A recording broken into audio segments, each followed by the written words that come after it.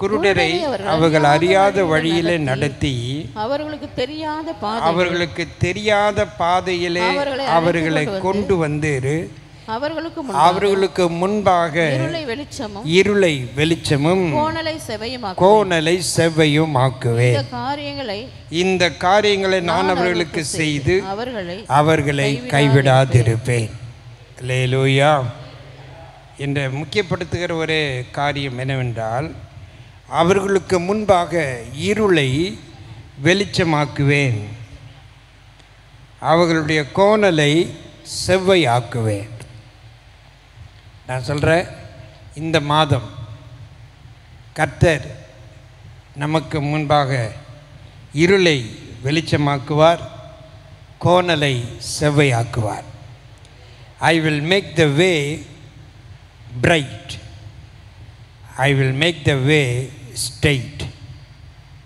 ரெண்டு காரியத்தை மனதில் வைத்துக் கொள்ளுங்கள். I will make the way bright. வழியை கர்த்தர் பிரகாசமுள்ளதாக மாற்றப் போகிறார். ரெண்டாவது, வழிகளை நேராக்கப் போகிறார். விசுவாசிக்கிறீர்களா? இந்த மாதம் இந்த ஆகஸ்ட் மாதம் 2024 ஆண்டு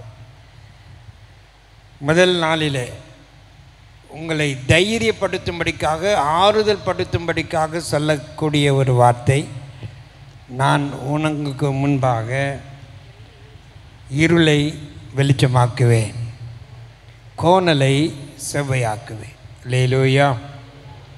நான் திரும்ப அதை ஆங்கிலத்தில் சொல்லிவிடுகிறேன். I will make the way bright. I will make the way straight.